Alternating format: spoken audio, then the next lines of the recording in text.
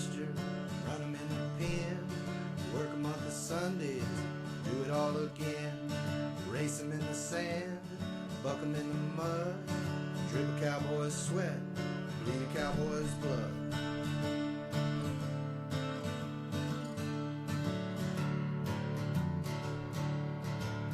Yeah.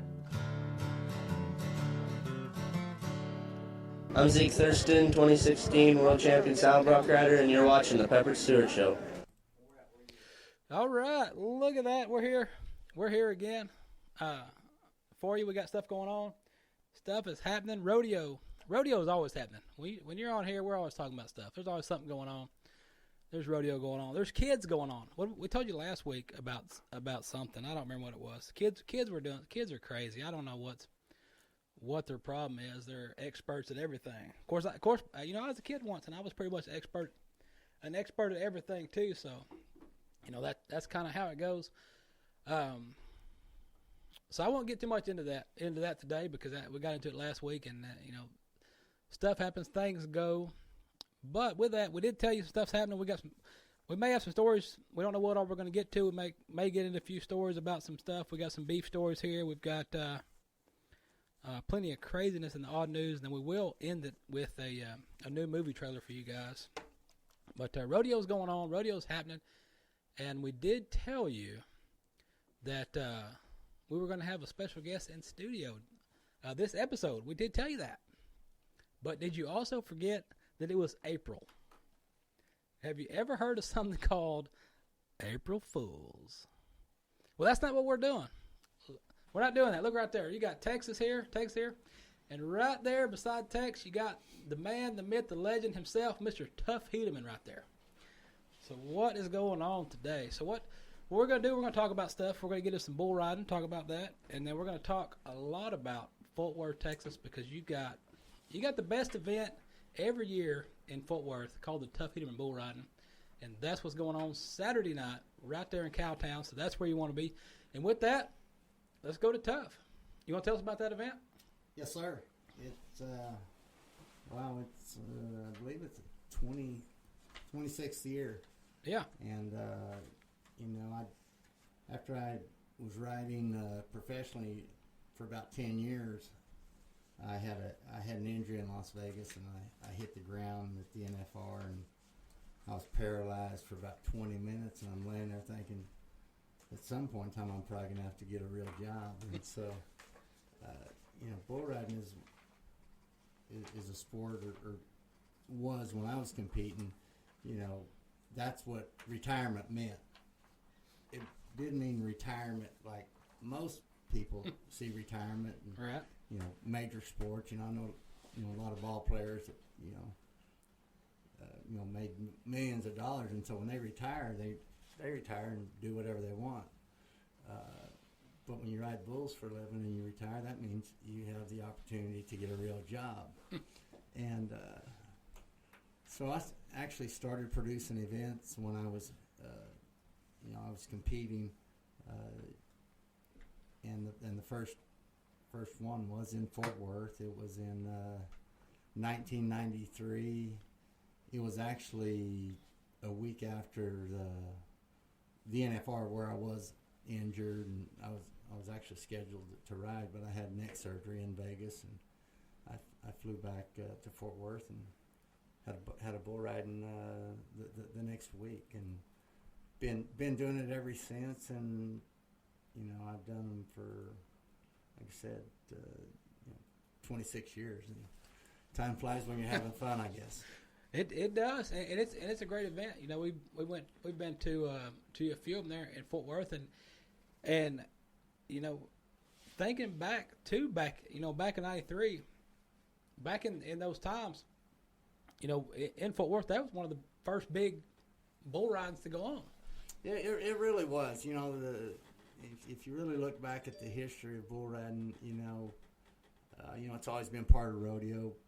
I think probably the first standalone event which kind of does what we do now, and that's feature the best guys, the top guys,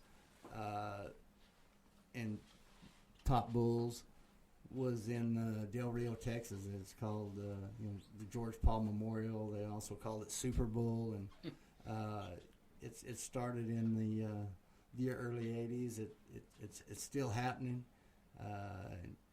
and that was really where standalone bull riding really kind of began, is where it headed. And after that, actually in the late 80s, in 1989, Lane Frost and Ed Gaylord at the Lazy E Arena got together and had an event they called Bullmania. The first year they called it Bullmania, and it was a tribute to Freckles Brown.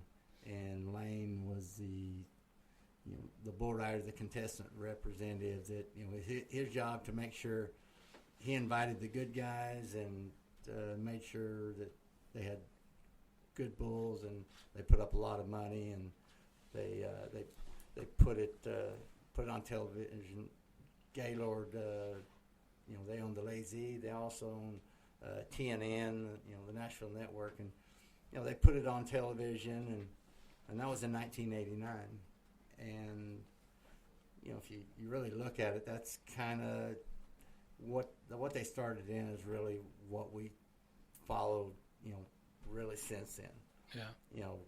We started the PBR in the early 90s, and some people don't have a real clear memory about what is and what isn't, but the reality is that we just modeled what Lane and kind of a spin-off of what they did at Del Rio with the George Paul, Bobby Paul, George's brother, and John Ludlam, and then kind of expanded it with Lane and Mr. Gaylord. And actually, Lane was killed later that year in '89, and Mr. Gaylord called me and asked me if I would replace him as a contestant director, and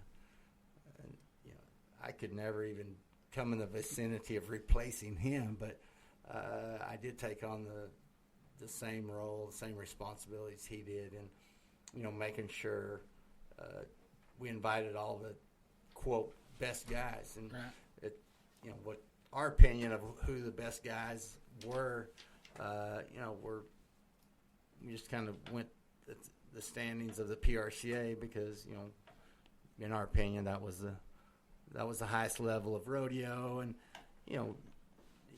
now I realize, and looking back, just because you're in the standings in the PRCA or some other organization didn't mean you were better than this guy from that association or this guy. And I think we all tend to be a little arrogant and a little egotistical in terms of we're the best, and we're the best, and you get into different leagues, different tours, and but that's kind of where it started. And when we started the PBR in the early 90s, the Fort Worth event, that was actually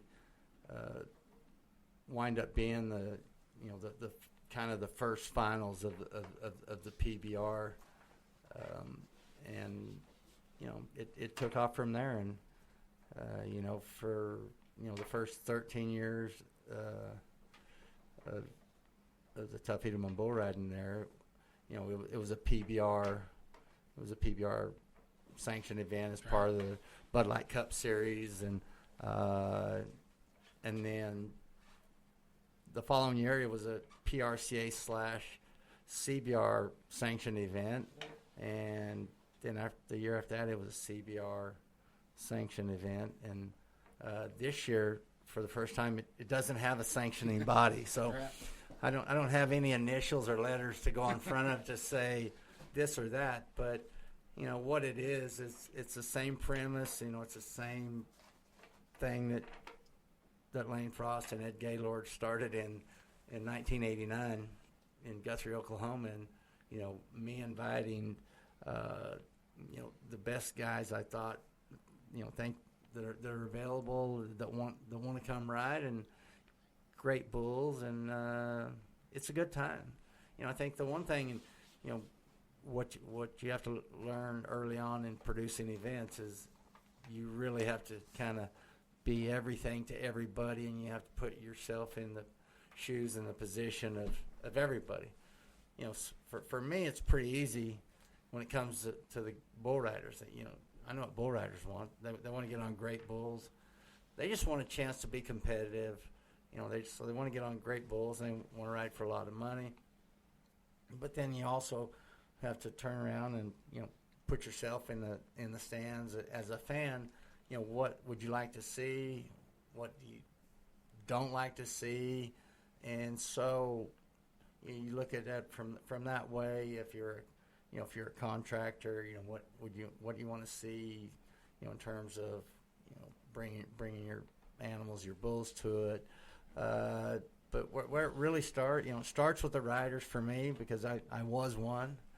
But you just have to treat everybody, you know, with the same amount of respect that you want. Mm-hmm. And as long as you do that, you really can be successful by. It's very difficult to be everything to everybody, but when it comes to producing events, you really can. You can make an event that's good for the guys to ride, you know, have a chance to get on good bulls, win a lot of money. Something that the fans want to see. You know, mm-hmm. The fans want to see something cool, something exciting. You know, if it's bull riding, they want to see them make the whistle and be 90 points. Yep. You know, it's not bull bucking off. You know, in this day and age, the bulls are, you know, crazy in terms of how hard they buck and how difficult they are to ride. And, you know, what a lot of people don't understand, you know, the scoring system, it's based 1 to 25 on the animal, 1 to 25 on the ride. To judge, you add them up, and it's a possible 100 points. And, you know, you can use 4 judges. You can throw out the high and the low. You can add them all together and divide them however. But it's a 100-point system. And but at the end of the day, you know, people, if you've never been to a bull ride and you've never been to a rodeo, it's exciting to watch somebody ride a great bull and get a high score. What isn't exciting is for you to buck 50 bulls and have 50 no scores. Yeah. So when it comes to producing an event, you know, you want bulls in that they're getting on that they can ride and they are rideable, and people, you know, a lot of people don't understand that, you know, there's bulls that judges will mark 22, 21, 22, 23, and even 24 that are rideable, and they're bulls that they'll mark those same numbers that aren't near as rideable. And at the end of the day, you know, to be competitive and to ride at the highest level, you have to be able to ride both of them. And the guys that can ride both types, you know, consistently, mm-hmm. you know, it's really not going to change the outcome over a series of events over a period of time. You know, the guys that ride the best are going to win, you know, more consistently. And, you know, what's interesting now, we have competition amongst the bulls. So, you know, I invite, say at Fort Worth this week, I'll invite 15 different teams. And a team might be one guy, or it might be a group of guys. It might be we have husband and wife. We've got, you know, brothers. We've got single guys that, you know, they enter a team and they bring 3 bulls, and their first 2 bulls will be buck in the first round. So we've got 15 teams. Got 2 bulls. We got 30 bulls. Well, we invite at this event. I'll invite 30 guys. Usually we do 12 to 15 teams. So based on that number, that's how many riders we'll invite. So we're going to have 30 guys. Each guys will compete once, and then they advance to the semifinals, which is the top 15.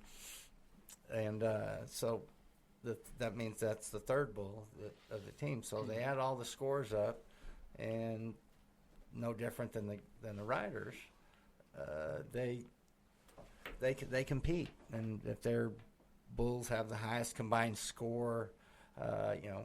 They pay a big entry fee. It's $5,000 each, and so you got 15 teams at 5,000.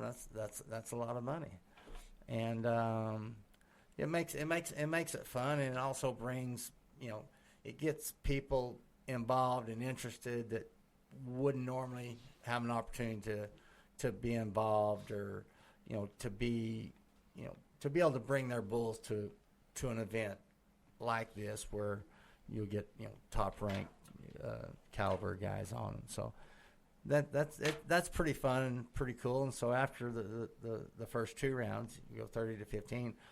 The top 4 riders after 2 rounds, they advance to what we call the Final Four shootout, and they start at nothing. And I pick 4 great bulls, and whoever's first, they get to pick out of the 4 bulls which one they want to ride. And but there's only 4, and so typically what the fans will see is they'll see the best guys. They'll get to see them ride. Whoever's going to be in the top 4 that night, they're going to see them 3 times. So if you get say Trey Benton, who last year at the national finals really, I thought he was the star of the NFR in the bull riding last year, just because he was riding so great. And that's not to say, anything negative about Sage Kimsey, because Sage Kimsey's doing things that nobody's ever done, and what he's accomplished thus far in his career is unbelievable. And he's kind of reminds me of what Pete Gay said one time about Jim Sharp. He said watching Jim Sharp ride bulls is just boring. He said he makes it look so easy. He makes it look so common that it's just boring. Well, that's what Sage Kimsey does. He just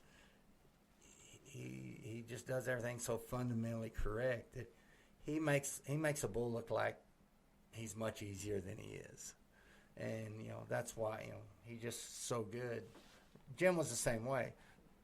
Just make like the bull of the year, make him look just like a nice spinner, and people say, "Oh, well, that bull didn't have his day. Just wasn't. He was just nice with him." And that's what happens when you ride correctly and you make it look easier than it always did. But back to say like Trey, I mean, he was just he for the first time, I think he was finally healthy going into the NFR, and you could just see him riding with confidence, and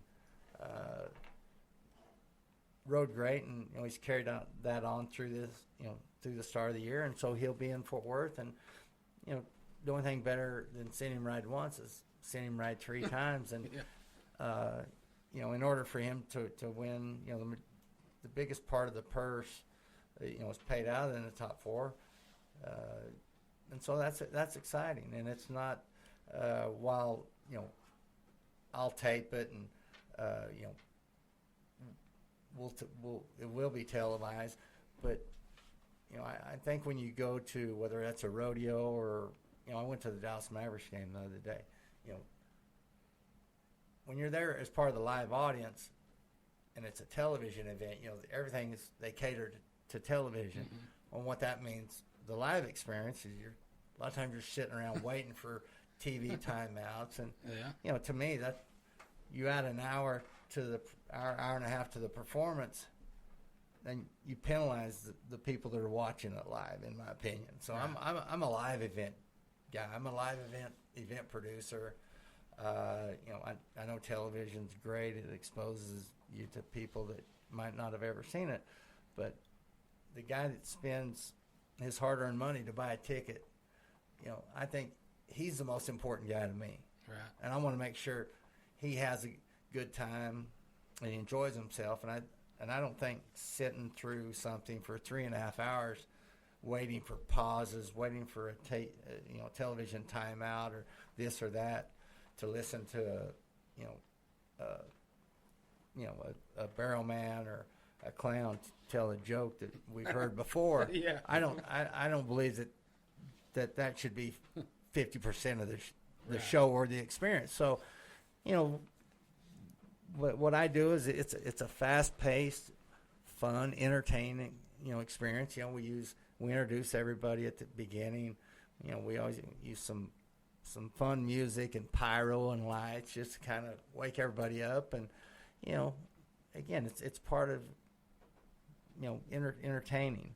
You know, and some people will say, well, you know, is bull riding, is it a sport or is it a show, or, you know, it really, if you're going to be successful and appeal to more than just your diehard fans, it has to be, you know, a show, and it has to be entertaining, or people aren't going to watch. So, you know, it's my job to make sure if somebody comes to the event and they've never seen a rodeo, they have no idea what bull riding is. They don't know that before they get there that they have to ride 8 seconds for a score. They have to ride one-handed. But you can explain that really quickly, and they can enjoy it. But if you're a diehard, you know Trey Benton, you know Sage Kimsey, you know all the top guys that are in the sport, you know the bulls, you know this, that, and the other. I think it's enjoyable for you as well, because it's a very fast pace. We don't drag it out, and you know it's about a 2-hour show, 2-hour event. As soon as it's over, you know, we write these guys a check, and they all come out and sign autographs, take pictures with the fans, and you know that's something that we started at the beginning, because that's something you don't get at very many sports. Yeah. And what I know, 100%, if it wasn't for the people in the stands that bought a ticket, you know, that took time out of their life to spend their hard-earned money to watch me ride, or to, you know, watch an event that I produce, if it wasn't for those people, I would have never got to do what I wanted to do, and that's ride bulls for a living. And that's your fan base. Your diehard fan base is the people that show up and come to the event because they want to come see it live. I mean, exactly, and you know they want to see something good. They want to see something fun. They don't want to see, you know, 25, 50 guys get on and just get slammed and annihilated. Right. And you know, people say to me sometimes, well, you know, some of the bulls, you know, you didn't use this bull or that bull. You know, why don't you use this bull or that bull? You know, if they're unrideable, or if they have a bucking pattern or style that we as quote experts or you know knowledgeable people say, well, you know, a nice way of saying he's an eliminator, or he's a piece of junk, or he's a lot of not very nice names and descriptions for bulls that just aren't very rider friendly, user friendly. But you know, even in saying that, you put some of those bulls in there that are so bad and treacherous, and you know, more times than not, when you do ride them, they're not impressive to watch when they do ride them. And so you take a bull that bucks everybody off 2 or 3 jumps, and you know the judge is marking 24, 25, you know, the highest they ever mark any bulls, and then you get somebody like Sage Kimsey who gets on him and rides him through all that, and you know it's just not exciting to watch. And you know he's going to be he's not going to be 90, 92, 95 points. You know he's probably going to be in the lower 80s, because it's again the judges, you know, it's subjective, and it's an opinion, but they're just not going to get the high scores. And you know the bulls that I produce events the same today as I did when I first started, because when I first started I was still riding, and I'm not going to put bulls in there that I wouldn't want to get on, you know. And now that I don't ride, I still do it the same way, because I think that's the most important thing that I do, and I think that's the best thing I do for the guys, is I treat the bull riding part of it as if I was competing that night. And if I wouldn't want to get on this bull, and I don't like, you know, his style of bucking, his pattern, if I think he's, you know, an eliminator, if I think he's dangerous, I think he's a piece of whatever you want to call that, then I just don't use him. And it's, you know, and that's to me that's what's most important. And we have this discussion a lot on the show with the different fans and things that comment and chime in is about the bull riding events themselves. And what we find out a lot of times is when these guys go to a bull riding, they want to watch a bull riding. They don't want to watch a bull getting on. They want to watch a bull riding. They don't want to go see 30 guys get slammed in 2 seconds. They want to see somebody make a good ride. And that's what they want. Like what you're doing is where fans can go out and they can watch a bull ride. They can see a great rider and a great bull, and they can see an 8-second bull ride and see guys cover and see a good event. And you can do that, and it's still it doesn't take away, doesn't compromise the competition. You know, I've heard some of the so-called experts, they say, well, if you don't use the baddest bulls or this and that, then the best guy is not going to win, and that's untrue. It's funny, even when we first started doing these bull competitions. So you think, well, so and so is the best bull. Say you go back to the days of Red Wolf or Promised Land or Mudslinger, Dillinger, all these great bulls. You think, well, if you have a competition, well, that bull's going to win every time because he's the best bull. Well, he's not going to win every time. It's like saying, Jim Sharp, Donnie Gay, J.B. Mooney, Chris Shivers, they're going to win every event because they're the best bull rider. Well, no, they're not, because that's just not the way it goes. On any given night, any of these guys can win, but over a period of time, the guys that are the best, the guys that are the most consistent, who do things correct, who put out the effort and energy every day, every time, they're going to win more than the other guys. Whether that's J.W. Harris or whoever that is, and that's that's the thrill of it. That's the fun of it. The sports cliche. That's why they play the game, because you don't know. There's no guarantee. There's no guarantee. There is not. Just because he's entered up, he's not going to win. He may not win. It's Donnie Gay say about the bull doesn't care who you are. He doesn't read that you're the 3-time world champion.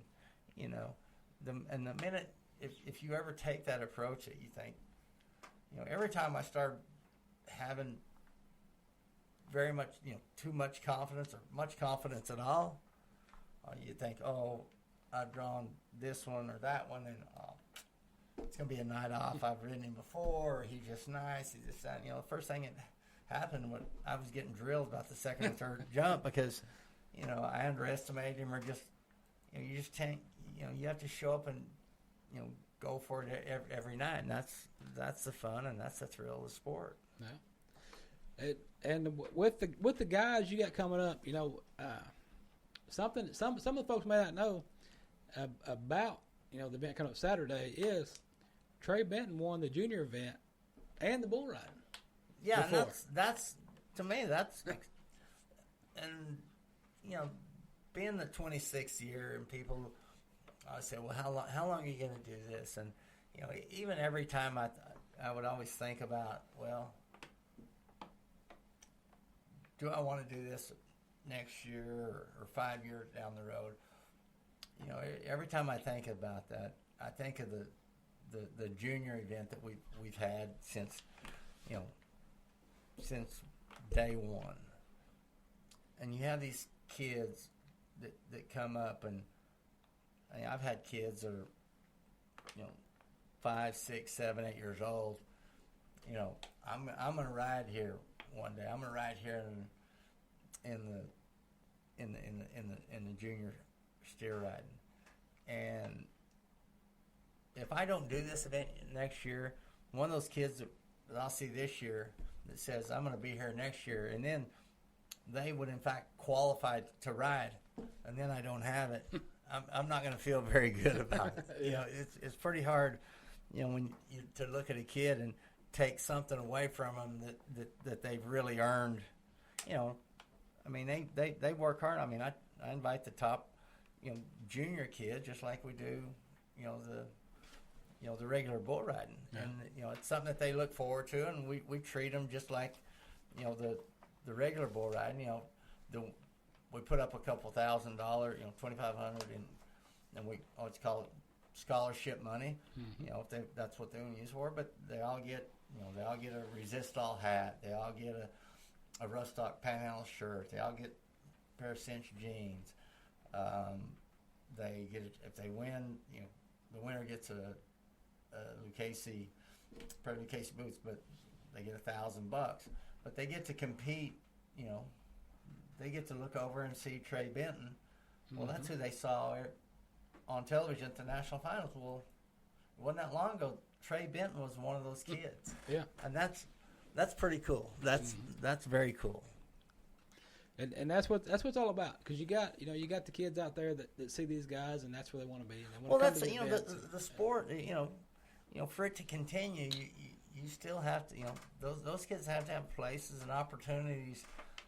Something to work towards, to look forward to. Is that I'm going to go practice so I can get good enough, so I can go ride in Fort Worth one day. And that's to me, there's nothing funner than cooler than when I walk up and I shake these guys' hands. You can tell that this is the highlight of their rodeo career at this point in their life. 12 years old, and they're getting to ride under the bright lights, Fort Worth, Texas, in Cowtown, standing next to, again, a guy like Trey Benton, who is was in the exact same pair of boots that they are, and that's fun. Who are some of the guys? Who are some of the guys that they're going to be there Saturday? What does the lineup look like? Well, you got guys like Trey Benton. Unfortunately, because of the scheduling, Sage, he is at the Dodge Finals in Florida. And that's the thing that I dislike about bull riding rodeos, is that there's always so many and so much going on. You're always going to have some conflicts, and I'm always very aware of trying to schedule where guys don't have to miss a good. I don't want them to miss my event, and I don't want them to miss that event, and so guys always have to make a choice sometimes. So, Sage won't be here, and the reigning champ won't be here either, which is Joe Frost. But that doesn't diminish when you look at the list of guys. Again, just because it's like when we were in Vegas the other day, Sage was there. He got bucked off his first one, and so you got like Cody Jesus, who young kid from the Navajo Nation, and last year he had never been on an airplane before. He wound up coming to. I actually got him a ticket and showed him how to get on an airplane and fly to a couple events. He ended up going to Cheyenne and winning the finals up there and won a ton of money, and he wound up winning an event. He's a phenomenal talent. Guys like he'll be there. Cody Rostocki from right down the road, down around Waco, he'll be there. I think we got 21 some odd NFR guys, and I guess you got Mike Lee. Mike Lee coming this year. World champions. Yeah. Mike Lee's coming. We've got world champions, and we've got some. We've got a couple kids. One kid that just turned 18. A little over a month ago, and he won everything there was in junior rodeos in high school, and I invited him to Las Vegas the first week of. To El Paso was his first event. Gets on his first bull, and he's 90 points. His name's Cole Skinder. How cool is that? Go to your first event and be 90. First event I went to, I think I got slammed. He got welcomed the next round in the semifinals, he did get slammed, but to show up into. But I'm always looking, I'm always looking for young guys like that to give them an opportunity to say, hey, you've proven that you could dominate at every level, that you've been at. Like I said, junior rodeos, high school rodeos, and now it's time to see whether you can make it against these guys.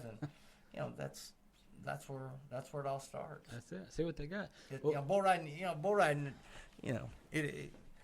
When you're 28, you're just on the verge of being a dinosaur. Yeah. It's just a sport of youth, and the way the bulls are now, guys are going to have shorter careers than say guys in my era, because I rode professionally for 15 years, and if I would have been riding now, I think I would have been lucky to ride for 10, and it's not like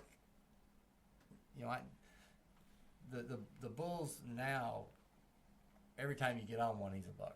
Yeah. And that just wasn't the case whenever I was riding. Not to say, the best bulls when I was riding, you look at them, Cowtown, Pacific Bell, Bodacious, Red Wolf, all of those bulls, they bucked every bit as hard as the best bull there is, the world champion bull from last year and the year before. Right. But now, they're all good. They're all the same. They're all buckers. Yeah, you don't show up and get on a bull. Never again will you show up to one of my events in Fort Worth and hear a 62. Yeah. Just doesn't happen. Yeah. You're not going to get on jump kickers and go out there about halfway ready and turn around one time. That's all in the past, because there's so many great bulls now. That's what it is.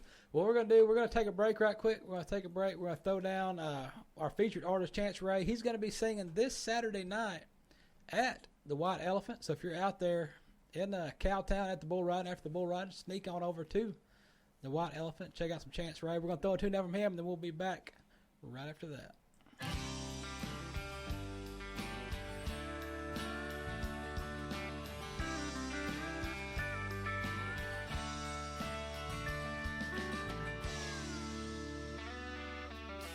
Better at the station, let that train roll on by.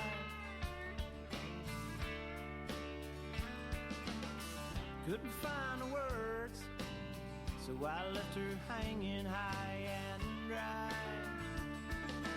Oh my,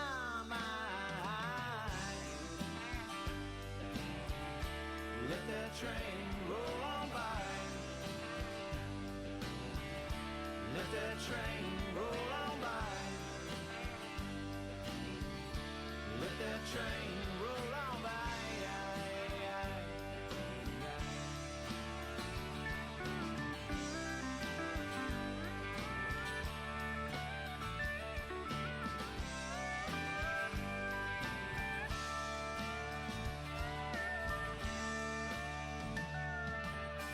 I'm still the same old me. Let that train roll on by.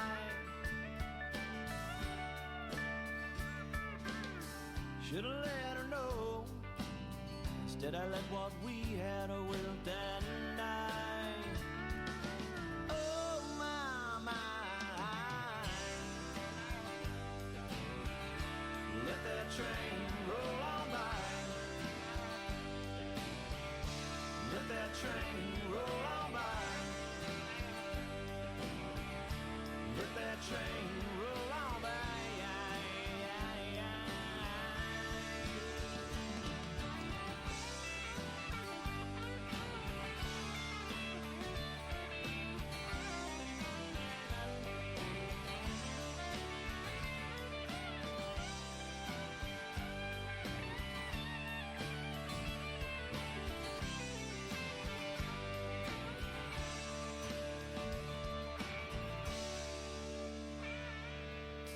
I'll pick up the pieces and try and get it right next time. I'll tear myself down and try and understand just why.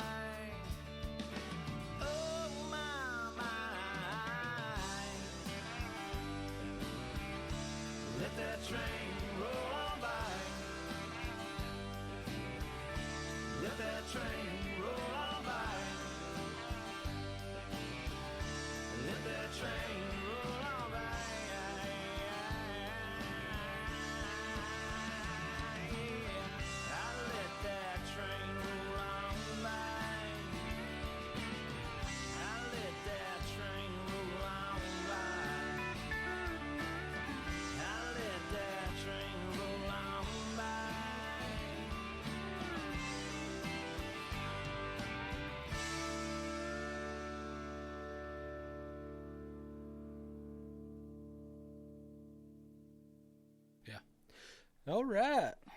What is going on? We're talking about stuff. Talking about bull riding. Hope you guys are enjoying what is going on. We got the man, the myth, the legend, Tuff Hedeman here talking about stuff with us.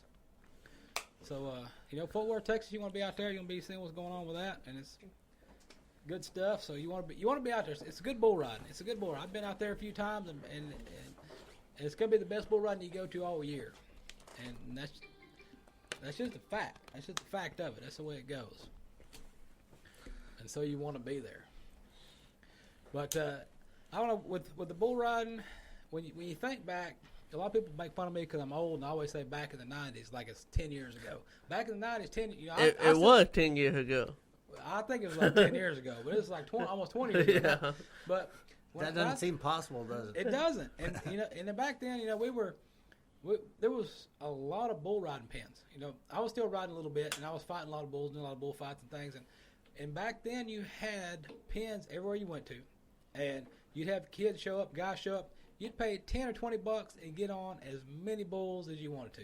You could ride for hours. And then what I see now on the internet all the time is all these practice pens. They're wanting to pay guys to come out and get on, and nobody wants to go get on bulls anymore. And I don't know what's changed over the years, or Well, I say this, and I don't want to be one of them old guys that talk about how great and how tough we were back in our day and our generation, and how soft and no good these guys are. There's a lot of kids out there that can ride and really want to ride, but what I see a lot, and I saw it, even when I was competing and even coming up. There's a lot of guys that love everything about bull riding, except bull riding. They like they like everything that comes with it. That traveling, going fun places, cool places. Getting to go ride, say at the Reliance Center in Houston, or Cheyenne, or Salinas, California.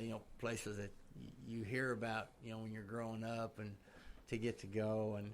You get to go a lot of cool places, meet cool people, and all of that kind of surrounds the sport. But again, I see quite a few of them that they like everything about bull riding except riding, and for me that's what it was all about. It was for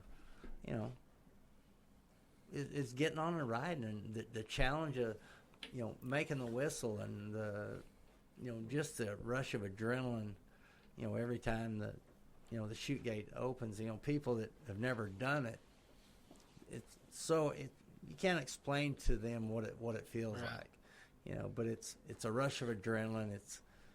It's the same feeling. I mean, I got on my first calf when I was 4 years old, and I got on my last bull when I was 35, and it was the exact same feeling when I was 4 than when I was 35. When the gate opens, it's just explosion, just rush that, there was nothing cooler. There was nothing cooler than that. And, riding for me, it was just the most challenging, the coolest, funnest thing I could ever imagine. And, I never got tired of it. I'm thinking back that I rode as long as I did. Makes no sense, but I just I still loved it. I still wanted to do it, and I did it. Until Dr. Freeman said, "Hey, if you have that same injury again, one level up, then you're going to be dead or Christopher Reeve. So you might ought to consider doing something different." And I said, "Enough said," and that was it. But again, you talk about a lot has changed, but I think one thing that's hard for kids now is that if you go to say, "Oh, I'm going to go get on some bulls," because when we started, you want to go get on some bulls, you give them $5-10, you get on, and you weren't getting on the caliber of bulls that they have now. And so now, I think, unfortunately, guys, some. Not all guys, but there's some guys that they just want somebody to get on their bulls, and more times than not, you get a young guy getting on a bull that they shouldn't be on. Right. And, they just wipe them out and annihilate them. And before they ever get a chance to even experience what bull riding's about, and you can't learn how to ride bulls if you're getting drilled, the first jump. If you're getting on a bull that, you have no chance to ride more than 1 or 2, 3 jumps, well then, you're wasting your time. And I think a lot of them just get killed off before. Even kids that have talent that want to ride, a lot of times they get mucked out and before they ever have a chance to really develop and mature as a rider. Yeah, because thinking back on, I remember getting on jump kickers and making laps around the arena. I think just going around and around and around and around. But that's what it took, because when you got on that jump kicker and you rode that sucker all the way there, then ran and back, it's just the confidence. Well, that you get the feeling of what it feels like to stay on it. When what bull riding is, it's really no different than any other sport. There's a reason you stay on and a reason you don't stay on, and it's very, there are basics, there's fundamentals that you have to do. There's about 4 things that you have to do to have a chance to make the whistle. And why Sage Kimsey has dominated the way he has the last few years, because fundamentally he just does everything correctly. His body works in sync to be able to react to whatever this bull's going to do. He can turn back to the left, he can turn back to the right, he can jump, he can back up, he can move forward. But he's always, he always has a good grip with his legs and feet, always has his upper body and his free arm in a position to just react and move wherever that bull is. And that's really what bull riding is. It's a trained reaction. Your body, it just reacts to, that movement. And the only way you get to that point, that level, is by lots and lots of practice. Yeah, you just got to do it, because over time it's just like you don't think about it. It's like it's like muscle memory. Exactly. It comes automatic over time. You want to learn how to ride bulls? You ride bulls. I always hear people going to the gym, and I don't. Going to the gym doesn't have a damn thing to do with making a whistle. I don't. I think you have to be in decent shape, but I always say you need to be in riding shape. The only way you get in riding shape is by riding. Push-ups or sit-ups, again, doesn't have anything to do with making the whistle. Right. It just doesn't. And I say, well, it's 8 seconds. How good a shape do you really have to be in? I mean, you can't be overweight, but you have to be able to. You just have to be flexible and be able to react. Mm-hmm. And, it's not rocket science, but you want to be a bull rider, you got to get on. Yeah. Back if we go back in the day, back when you're riding, what was a place or an event, a destination that you went to go ride that you're like, man, this is the best place to go ride? Well, for me, I grew up in El Paso and there was an arena on the east side of town that once a week we could go practice riding bulls. And there was a guy named Tim Webb, super nice guy. He's still around today, even when I have my event out there. He actually comes and judges. But you could go get on bulls that were at the level that you'd have a chance to stay on, but I mean you had to learn how to do things correctly. And I started riding calves, steers, and the older you get, the bigger the animal gets, and by the time you're 16 years old, you're getting on regular sized bulls, but you're not getting on NFR caliber bulls. You just have to get on bulls that you can have a chance, so you can learn, so you can challenge yourself. But the key is, getting on. I mean, whenever I was in college, there were ranchers there that, they'd bring in to the college. They'd just bring, trailer load of bulls, and we'd just get on them. And Mac Altizer, that's right after it started Bad Company Rodeo, and I was lucky that he was out there, so we would get on and ride a lot. But I would get on, 4, 5, 6, 7 bulls a day because I just wasn't any good. I mean, I sucked. I mean, and I'd been riding ever since I was a kid, but you know, it just took me a long time to. I knew what I wanted to do. I knew the basics of what I was trying to accomplish, but you know, it just for me it just took a lot of just trial and error and just getting on, getting drilled, getting on, and you know, I was too.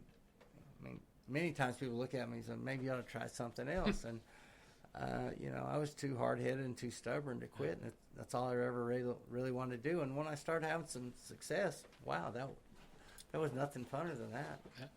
Now, I mean, I liked riding bulls when I couldn't. With say for the kids, we got a lot of kids that watch and a lot of kids that do stuff.